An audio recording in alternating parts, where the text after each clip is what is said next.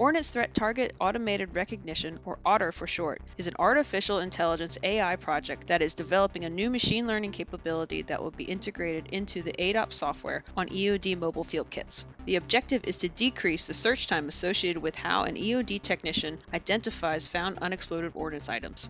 Upon initial reconnaissance of a UXO item, EOD technicians photograph from various angles and reference the images against items found within the ADOPS software. To positively identify an item, techs must search through numerous items within ADOPS to confirm which item may need to perform a render safe or disposal procedure. The newly added image search feature will allow EOD technicians to upload a photograph from their handheld device, and an ordnance search will automatically be performed based on the photograph.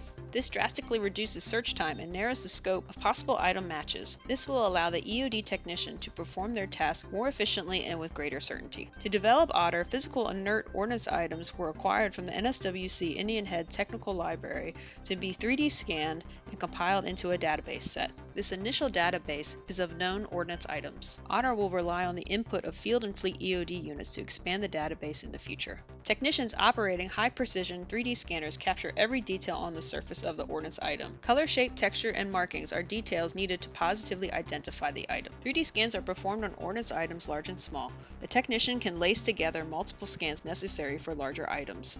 3D ordnance models are optimized and shared with project partners specialized in physics-based reality software, creating high volumes of synthetic images. These synthetic images are used to train the OTTAR algorithm to see and identify ordnance items in diverse lighting backgrounds and angles. The gaming engine can also simulate how ordnance is naturally dropped or obscured from view. The synthetic images are used by a computer scientist to develop a machine learning image classifier model. The algorithm parameters are created so that the system inspects each ordnance item found within the photographs and records its features and gets converted into a weights file. The weights file is the code generated by the machine learning training process that allows the software to recognize the unique features of a photographed ordnance item. After training the software, the algorithm and weights file are all that are necessary to be implemented into the ADOPS software.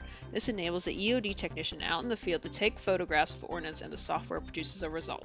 The ADOPS software development team has implemented prototypes of the new image search feature, enabling EOD tech users to photograph ordnance using the mobile field kit. Although the new image search feature produces the best possible matches, EOD technicians must use their training, skill, and experience to positively confirm the ordnance item encountered.